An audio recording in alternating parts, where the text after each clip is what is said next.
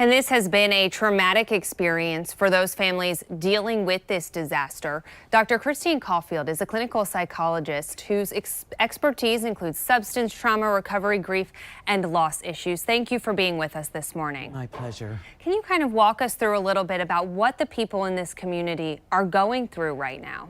Well, they certainly have experienced a very traumatic event, and many will be still in shock. And actually, shock is a protective factor that our bodies assimilate when we are trying to make sense of a very senseless situation. So as that shock dissipates, people will be experiencing grief and loss symptoms such as anger, fear, anxiety. Many will have a lot of rage about the situation. Some will want to isolate and not talk about it. So there's going to be a myriad of emotions that people will be experiencing as this tragedy unfolds. What is the best way for people to cope with those different emotions that they may experience? It's very important to find a therapist, a trusted counselor that specializes in trauma-informed care, because it's very important to process these feelings. The earlier and the sooner that one can connect with a counselor, the better they're going to move through this situation. PTSD, or post-traumatic stress disorder, is often associated with experiencing or living through a traumatic event. And many people experience post-traumatic stress disorder about 1 month after the tragedy, but some don't experience it for years to come. And so again, the sooner we can have some intervention, some help, some support from a trauma-informed therapist, the better off we'll be. And you mentioned PTSD. What does this recovery process look like for those people who are directly impacted by this tragedy? You know, post-traumatic stress disorder has a variety of symptoms: flashbacks of the traumatic event, nightmares, wanting to isolate, not talk about the event or see people that were associated with it. Many people experience depression. Some experience suicidal thoughts. So again, so important to get that help and that intervention. Also, other folks will be experiencing what we call survivor guilt.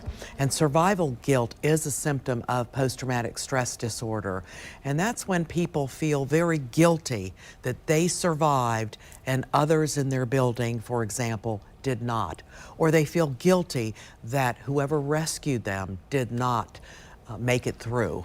And so the guilt is ruminating about the situation, and these unrealistic, obsessive thoughts like, I should have known, I could have helped, would have, should have, could have, if you will. And so it's very distressing for people to experience survivor guilt. And again, a trusted counselor can help move through that.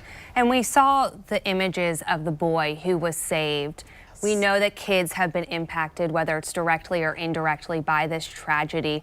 How should parents address talking to their kids about this incident?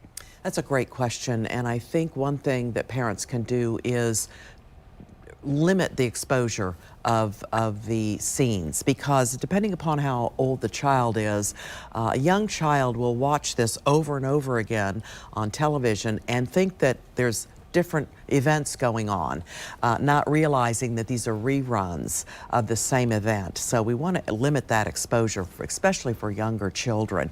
We also want to model calmness and safety. We want to let our kids know that they are safe. I'm your parent, I'm there for you, I will protect you, and model that very protective atmosphere in the home. And real quickly before we go, what resources are available for people if they know someone who may need help or they themselves need help?